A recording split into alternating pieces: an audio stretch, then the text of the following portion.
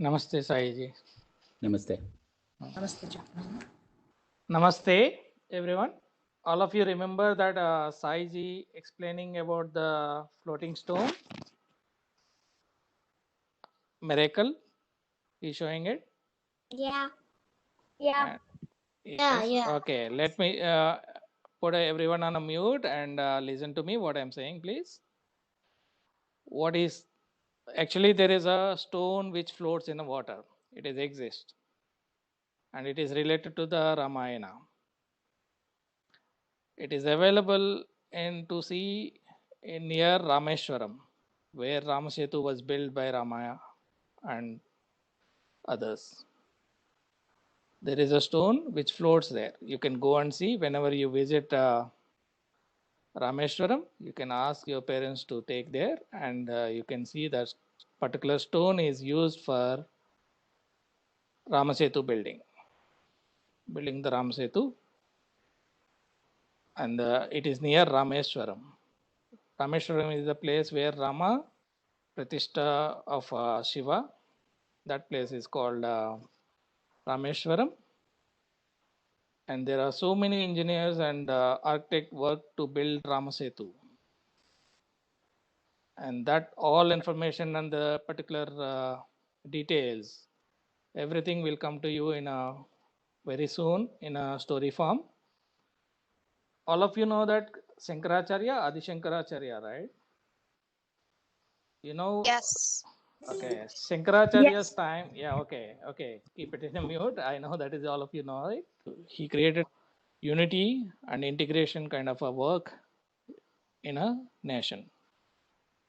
Okay, so everybody is on now. I will hand over. Before that, everybody please put video off and audio mute.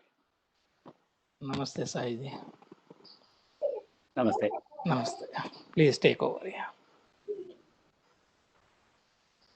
Namam nalla namam Ramanamam நல்ல நாமம் நன்மையின் ரூபமாய் நானிலம் காக்கும் ராமநாமம் நல்ல நாமம் ஜனன மரண பயம் தீர்க்கும் நாமம் ஜனகாதி முனிவர்கள் ஜபித்த நாமம் மனத்திருள் நீக்கிடும் மங்கள நாமோ மனத்திருள் நீக்கிடும் மங்கள நாமம் மாதா பிதா குருவை மதித்த மன்னன் ராமநாமம் நல்ல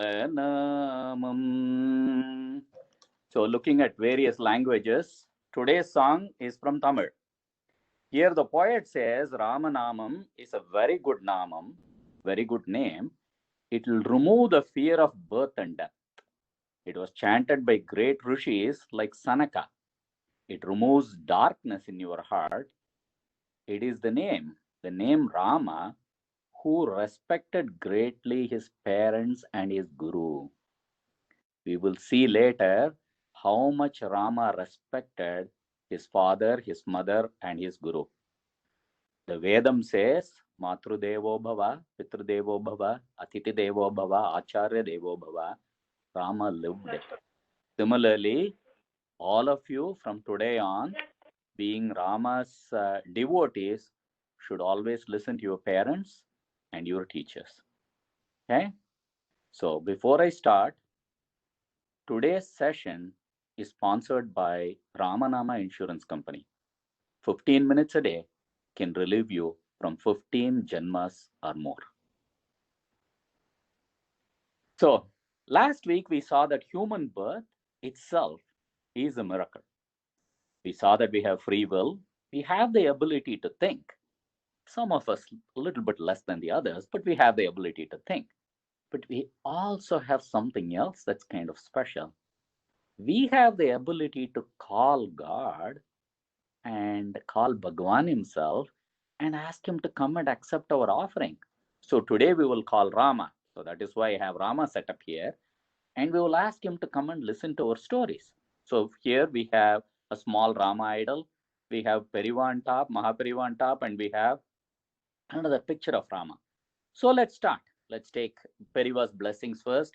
Guru Brahma, Guru Vishnu, Guru Devo Maheshwara, Guru Sakshad Param Brahma, Tasmai Shri Gurave Namaha.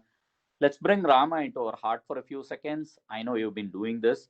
Rama, Rama, Rama, Rama, Rama, Rama. Om Shri Ramaya Namaha Dhyayami. Let's ask Rama to come into this picture. Ramaya Namaha Avahayami. Let's ask Rama to sit in this state. Om Ramaya Namaha Asanam Samarpayami. Let's make sure we wash Rama's feet. They're very dirty. Maybe he just came back from helping Gajendra in all the mud and stuff like that. So we'll wash his feet. Padyam Samarpayami. Let's ask him to wash his hands. Ramaya Namaha Argyam Samarpayami. He must be very thirsty from the long travel. Let's give him a little bit of water. Achamaniyam Samarpayami. He came from outside. Probably a good idea for him to get a small bath. Om Snapayami. See, all we have to do is to sprinkle water and pretend to give him bath. You guys can do it all in your heart. Let's give him some yogurt and honey. Madhubarkam, but I don't have it. I'll just give him some akshata. Artam akshadani samarpayami. Okay. He must be a little hungry after the bath. Let's give him a little fruit to eat. We'll keep that next to him. And then after the bath, he needs a new dress, right? So let's give him some vastram. Vastram samarpayami. And then we'll give him a new punal, upavidam, but I don't have it. So I'm just going to give him upavidam. Upavidam akshadana samarpayami. Okay, let's give him chandan because he has come all the way to us. Gandhana dharayami. Let's give him some kumkumam on top of the gandham. And then let's do a little bit of archana.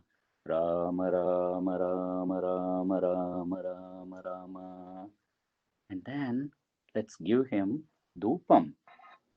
Om Ramaya Namaha dhupam darisayami. Let's show him the deepam. See?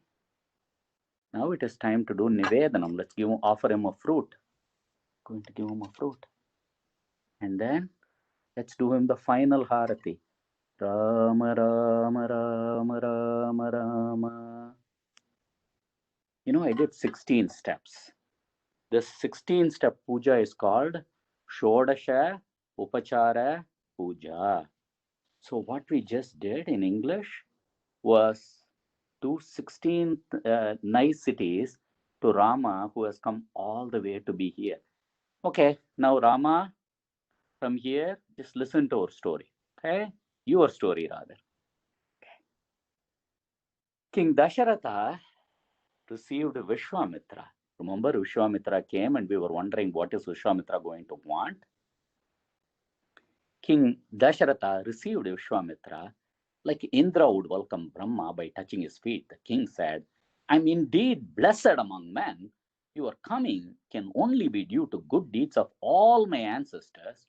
Like the sun chases away the darkness of the night, your face is bringing so much joy to me.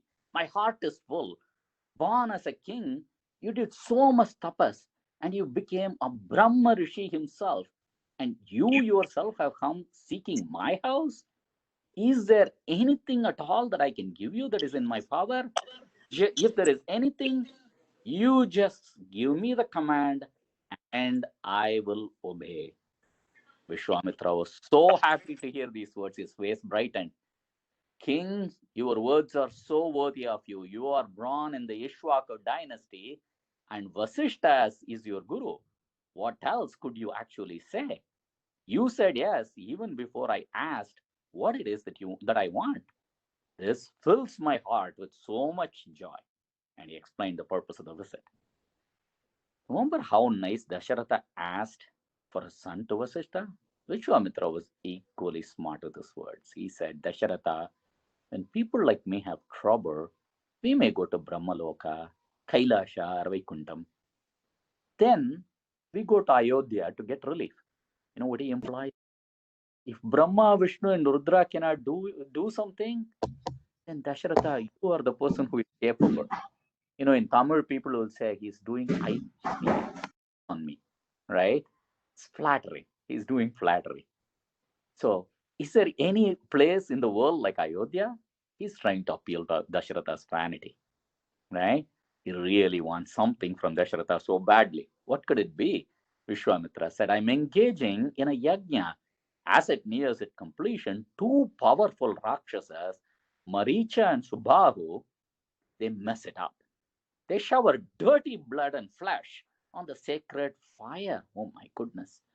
Like other rishis, I could just curse and destroy them, but that would be a waste of all my tapas. I did that so many times, I don't want to do this again. Our troubles will all end if only you will send with me Rama, the eldest of your sons. Under my care, he will grow in princely stature. Surely he will defeat these Rakshasas and his name will become famous. ఇప్పుడు నాకు ఇది పంపించు. Dasharatha now started to tremble with fear and anxiety. సరిపోయింది.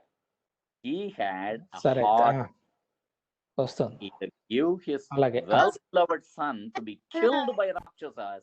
I mean, he's just a mere boy. Or he incurs the terrible anger of Vishwamitra. For a few moments, Dasharatha stood absolutely speechless. He was stunned, bewildered.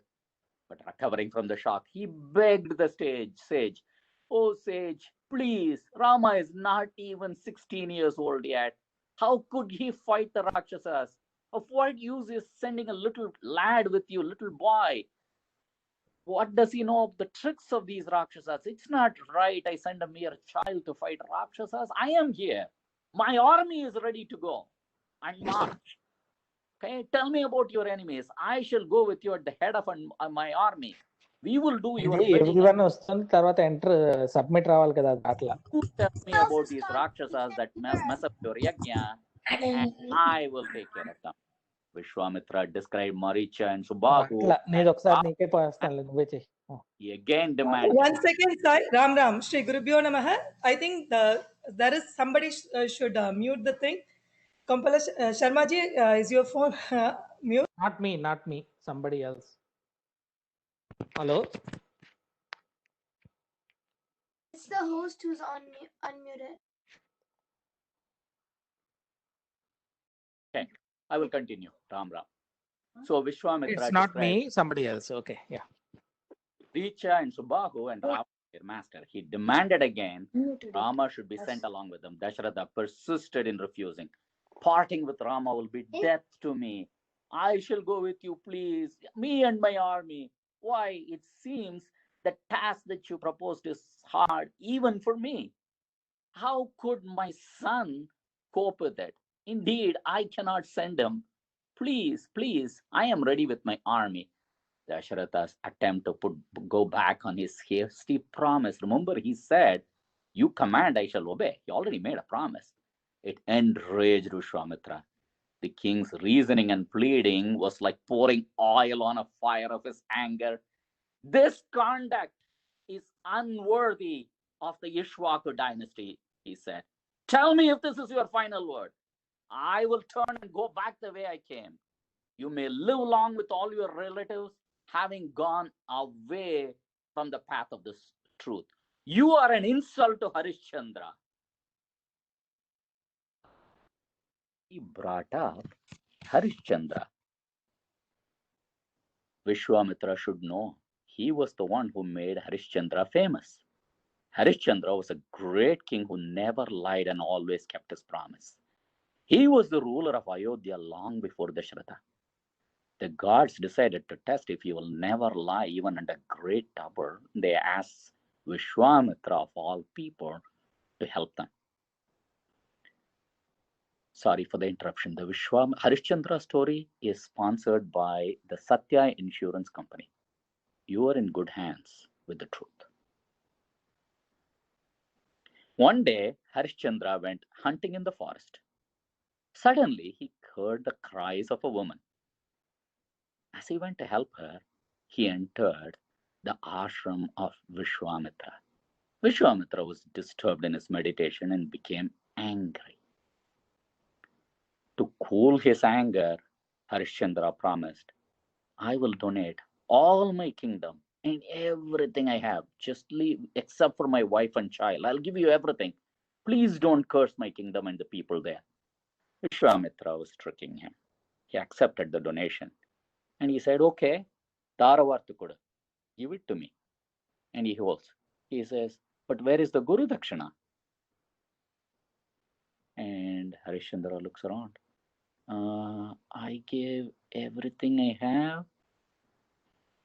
Okay, but I can't accept it unless you give me Guru Dakshina. So Harishchandra goes, okay, how bad could it be? Just please give me a month. I'll do some kind of a job and then pay for it. He goes back to his kingdom and tries to work, but all his subjects want to hang around with Harishchandra. Vishwamitra came and said, when you said your kingdom is mine, your people are mine too. He takes a stick and chases them out of their own kingdom. Harishchandra leaves the kingdom and goes to Kashi with his wife and son. But Vishwamitra is already there. This man is a trickster. The king could not make any money anywhere. The period of 1 month was about to end. Finally, he had no choice. He had to sell his wife and his child as slaves to an old man to make the money. The old man agreed and gave the money, and Harishchandra went to Vishwamitra and said, here's all the money I made selling my wife and child. Vishwamitra says, not enough, not enough. Now, the only person that Harishchandra was willing to buy Harishchandra himself, because that's all that's left. He tried to go sell himself. The only person who was willing to buy him was a Chandala, one who takes care of dead bodies in a cemetery, in a crematorium. He instead sells himself to Vishwamitra. And what does Vishwamitra do? Immediately turns around and sells him to the Chandala and says, go listen to whatever the Chandala says. I just want the gold. The king Harishchandra is now put to work in the cremation ground. He says, as every dead body comes, collect fees. Some part should go to me, some part should go to the king, and some will be your pay. He started living and working and working. And one day he had a dream.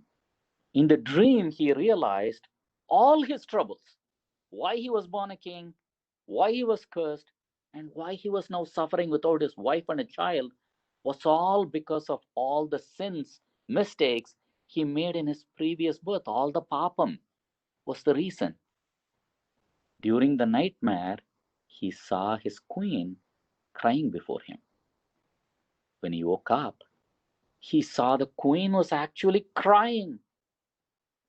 She held the body of their dead son. Their son had died from a snake bite. Queen says, our son is dead. I need to cremate him. Harishchandra goes, where is the fee? Can you believe it? He says, a rule is a rule.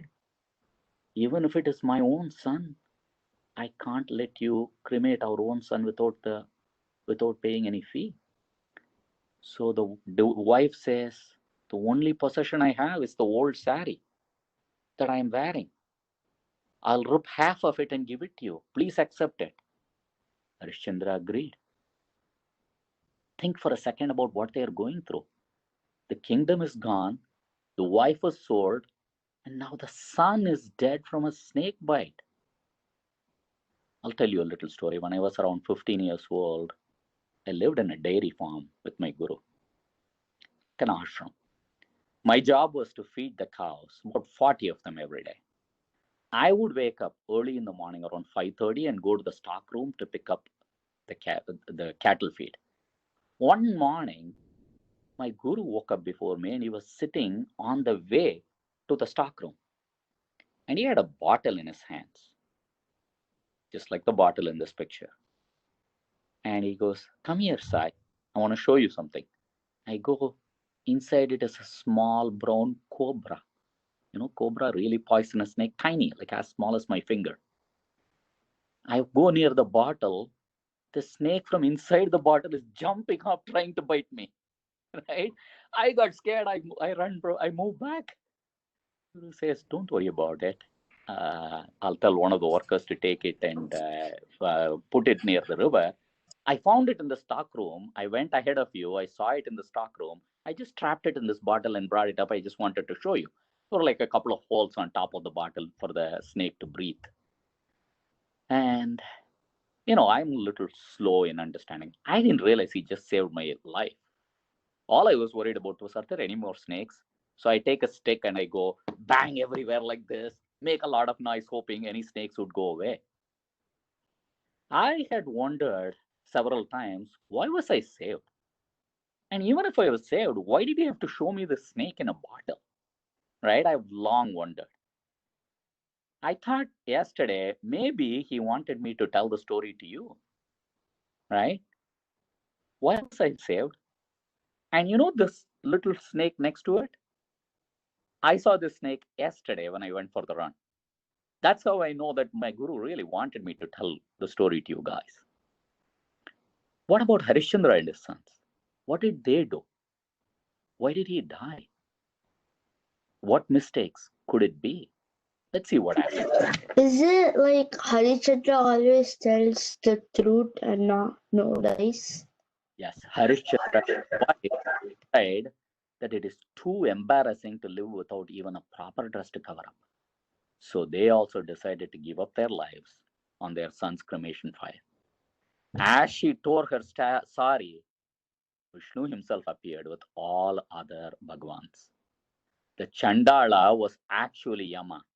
He showed his real form and brought Harishchandra's son back to life. He wasn't saved before because he was a part of the test. The ultimate test to show that Harishchandra never ever veers from the path of the Dharma. All the gods blessed him. Harishchandra was actually allowed to go to heaven, and he insists all the citizens go to heaven with him. Harishchandra's son becomes the next king of Ayodhya. Now, Dasharatha descended from the great Harishchandra. Vishwamitra recalled the great Harishchandra who always kept his word and was getting angry. Dasharatha, how could you be going back on your words? You are a descendant of Harishchandra. The earth started quaking. The gods themselves are afraid of the possible consequences of the Rishi's wrath. This part of the story is sponsored by Vasishta Insurance Company. Like a good neighbor, Vasishta is there. Vasishta now turned to the king and spoke gently. King, it is not right for you to refuse having promised once. Born in the Ishwaku line, you cannot do it. Having once said, I will do, you have no option but to do it. Failing this, you will lose the punya of all your great deeds. Send Rama with the Rishi, send Lakshmana too. You don't have to fear for their safety. Vishwamitra can protect them and no Rakshasa can hurt them. You have no idea of Vishwamitra's power. He is tapas in human form itself, the bravest of the brave and the wisest of the wise, the master of every weapon. In the three worlds, there is not and there will never be any equal to him in any mastery of any weapon. He holds the past, present, and the future. Then why does he want a princess? These little kids, you may wonder. He can take care of himself, his yajna, but it is for the good of his sons he has come here. Listening to the wise Vasishta, Dasharatha saw things clearly and made up his mind to send Rama and Lakshmana. The two princes were brought to the presence of the sage. The king, the queen mothers, and the Vasishta blessed them and sent them away with Vishwamitra. A pleasant breeze wafted. Flowers were strewn by the devas from the heaven itself. Auspicious sounds were heard. Bow in hand, the two princes strode proudly on either side of the Rishi. Imagine the picture of the two handsome princes marching out on their very first adventure under the guard of a great Rishi who had also been a renowned warrior, a teacher who could create a new world, and beside them, holding their head high, two princely students born to end the race of the Rakshasas, with swords of victory hanging from their waists, bows and quivers mounted on strong shoulders. They moved, each like a cobra with an uplifted foot. Vishwamitra and the two princes spent the night on the bank of the river Sarayu.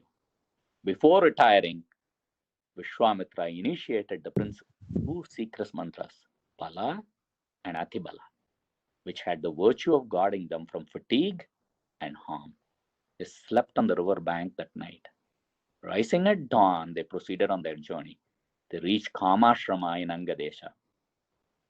After introducing the princes to the rishis there, Vishwamitra told them the history of the ashrama. This is the place where Lord Shiva was engaged in long tapas.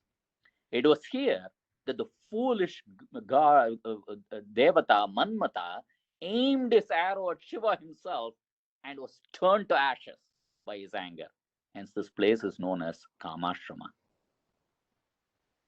They were the guests of the rishis that night, and the following morning, after performing the usual rites of the rivers, the rishi Vishwamitra and his students Rama and Lakshmana set out on the journey and reached the river Ganga. They crossed the river on a raft prepared for them by the rishis.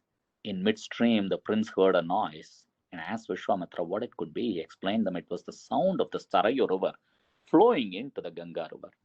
The princes said a silent prayer for the Sangamam of the two rivers, two holy rivers. A river or a hill, a tree or a cloud, indeed, any object of beauty, even these pictures, possess power in a special degree when they have been worshipped for generations. Can almost feel it when you go to an ancient temple in India or an adhishtanam of a great sannyasi. All the sacred thoughts, all the mantras that were witnessed and absorbed by the place, they echo in your mind. And Rama and Lakshmana had a similar thought seeing Sarayu merge with Ganga. Having crossed Ganga, Vishwamitra and the princes made their difficult way through a dense forest made dreadful by the reverberating roar of wild animals. This is the Dandaka forest. What is now a terrible forest was once a well-populated country. Once upon a time, Indra was contaminated by sin, having killed Vritra. He exiled himself from the world of Devas. The Devas themselves set themselves to the task of cleansing Indra. They brought waters from all the great rivers. You know, we can bring waters from all the great rivers too. See me do it. Gange cha Yamune chaiva Godavari Saraswati Narmade Sindhu Kaveri Jalesmin Sannidam Kuru. That is the power and the miracle of the human birth. You can call and the great rivers come into a little Panchapatram. They brought the rivers and bathed him to the accompaniment of mantras. The waters cleansed Indra, flowed into the ground and enriched the earth, and the land became tremendously fertile. That's the speciality of Mother Earth. Even a rotting animal or stinking garbage, when you bury in the earth, are transformed into things of beauty. Right? Vishwamitra continued. For a long time, people lived here happily till Tataka, wife of Sunda, Yaksha and her son Maricha wrought havoc and changed this into a dreadful wilderness as it is now. They're still in the forest, and no one dares enter it for the fear of Tataka. She is equal to the strength of 20 elephants. I brought you here to get rid of the forest of this great enemy. There is no doubt that this monster, who is the source of trouble to the rishis, will be destroyed by you. Rama, who listened to this, asked the rishi, you say she is a yaksha. I have never heard yakshas are particularly strong. What is more, how does a woman happen to possess so much strength? And Vishwamitra replied, you're asking a very pertinent question. Her strength comes from a wish granted by Brahma. There lived a yaksha by the name of Suketu. Having no kids, he performed a lot of tapas and won a wish from Brahma. You will have a beautiful daughter of great strength of body, but you will have no son. Suketu's daughter Tataka was beautiful and strong and was married to Sunda, another yaksha, and their child's name was Maricha. Sunda at one time happened to disturb sage Agastya and incurred his curse and died. Provoked by this, Tataka and Maricha jumped on Agastya, thinking that they can control him. Agastya cursed those two to be monsters living on the bodies of men. So Tataka is now an ugly monster. After that, she and Maricha have been harassing people of this region of Agastya. Do not hesitate to destroy her on the ground. Don't think that it is not Kshatriya Dharma to kill a woman. Her atrocities are intolerable. To punish the wicked, whether male or female, is the duty of kings, and you are born a king. It is right to kill her, just like it is to kill a wild animal for the sake of human safety. If a tiger comes and threatens a village and starts to eat little children, can you let the tiger go just because it's a female tiger? Actually, female tigers are far more ferocious. Can't. This is a duty cast on rulers. Many women have been punished with death for their crimes, hence do not hesitate. Rama told Vishwamitra, our father's order is that we should obey you without any question. As you have asked, and for the general welfare, we shall kill Tataka. So saying, he strung his bow and twanged it. The forest echoed the shrill note, and the wild animals scattered away in all directions in terror. It reached Tataka in her ears, filling her with amazement at this audacious intruder who dared enter her domain. Raging with anger, she ran in the direction from where the sound came and sprang from the sky on Rama. The battle began. The prince at first thought of cutting off the limbs of the monster and sparing her life, but Tataka attacked so fiercely, and rising in the sky, she rained stones on Rama and Lakshmana. The two princes defended themselves against the attack. The fight continued, and Vishwamitra cautioned Rama against delay. She deserves no sympathy, Rama. The sun is about to set, and remember that at night, Rakshasas grow stronger. Do not delay, slay her. Thus advised, Rama decided on killing Tataka and pierced her chest with a deadly arrow, and the huge, ugly monster fell down lifeless. The arrow went straight through one side of her body and back the other side. You know how it left? Kind of like how when you tell good advice to someone who is an idiot, it goes in one ear and out the other, like that. That's how fast the arrow went. Now, of course, no one in this class is like that, right? We're listening to everything. The Devas cheered, and Vishwamitra, filled with joy, embraced Rama and blessed him. With Tataka's end, the forest was freed from the curse and became beautiful to see. The princes spent the night there, and the next morning they proceeded to Vishwamitra's ashrama. The next day, Vishwamitra called Rama to his side. Blessing him, he said, I'm very happy now. What is it that I can do in return for everything that you have done? I shall teach you the use of all the astras. So saying, Vishwamitra gave Ramachandra the divine astras which he had obtained through his tapas. Vishwamitra taught Rama the use, control, and recall of various astras, and Rama in turn shared the knowledge to Lakshmana. As they continued their journey, Rama pointed a big hill with a lovely forest and asked, is this the place where we are going to go? And who are the evil ones who hinder your yajna? What shall I do to destroy them?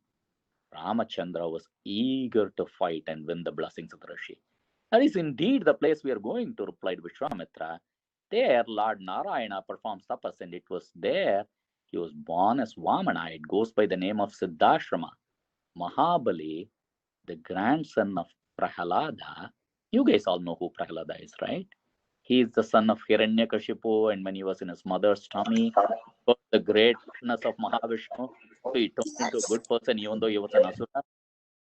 Yeah, and Narasimha killed him. Did you know that your parents listened to so many good things before you were born, just like him? That is why all of you have such good thoughts. Prahalad then brought out Narasimha Avatara to kill Hiranyakashipu. You guys know all that story, right? Tanya is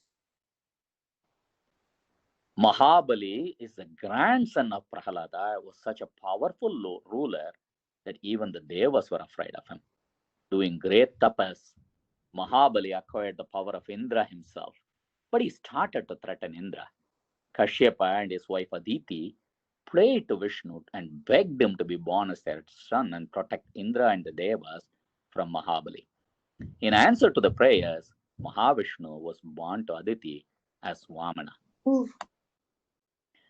Vamana, in the form of a young student, went to a yajna that was being performed by Mahabali.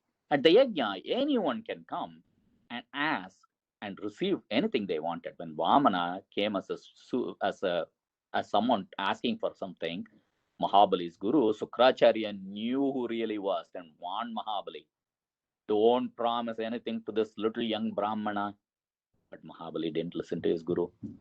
It's not like that to say no to any. He didn't like to say no to anyone. Besides, he was at his heart a devotee of Mahavishnu, and he felt that he would indeed be blessed if Mahavishnu should accept a gift from him. With a smile, Mahabali told Vamana, "Please ask whatever you want. Don't hesitate. All I have is at your disposal: money, jewels, the wide earth, and all that comes out of the earth." Vamana answered, "Wealth is of no use to me. All I want is 3 steps of ground." Mahabali smiled, took a look at Vamana's feet, and said, "So be it. Please take it." The little boy suddenly grew in the size of into Trivikrama, and in one step measured the entire earth, with another all the heavens. And with no room left, he asked, "Where can I put the third step?" And Mahabali gave, "Put it on my head." And he put the third foot on his Mahabali's devote head. In the eyes of the god, the head of a bhakta is as wide as the earth or heavens. And Mahabali, whose head was blessed by the touch of Narayana's foot, became one of 7 immortals world. The story of Mahabali is sponsored by Vamana Insurance Company. Pray for what you need. After narrating the story of Mahabali, Vishwamitra added, "This is where first Narayana and later Kashyapa performed tapas, resulting in incarnation of Bhagavan as Vamana. This is the holy place I live in. And here Rakshasas come and obstruct our worship and our tapas. Your coming here is to end this evil. So be it," said Rama. The arrival of Vishwamitra and the 2 princes was a signal of happiness in the ashrama.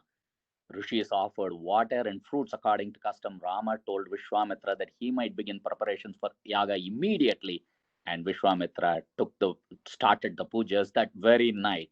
Getting up very early next morning, the princess went to Vishwamitra and asked, "When are the Rakshasas expected, so we could be ready?" Vishwamitra was under a vow of silence, so he could not answer. But the Rishis, his juniors, told the princess you should hold vigil for 6 days and 6 nights and safeguard the yajna. The princess, fully armed, kept vigil for 6 days and nights. On the morning of the 6th day, Rama told Lakshmana, "Brother, now is the time for enemies to come. Let us be very wary." Pardon the interruption. This part of the story is sponsored by Rishi Insurance Companies. We are Rishis. Bum padam bum bum bum bum. Even as he was saying this, flames shot up from the yajna. For Agni, the god of fire, knew the Rakshasas had arrived. Rites were being performed. I was heard a great roar. Ah! Rama looked up and saw Maricha and Subahu and their followers preparing to shower meat and blood on the yajna fire. The army of Rakshasas covered the whole sky like a great black cloud. Rama said, "Look there, Lakshmana! Let go the Manavastra at Maricha." As was intended, it didn't kill Maricha, but wrapped him up in a resistless force and hurled him 100 yojanas, really, really far away near the ocean. With Agneya Astra, Rama killed Subahu. Then the two princes utterly destroyed the entire army of Rakshasas. The sky was bright again. Vishwamitra was supreme.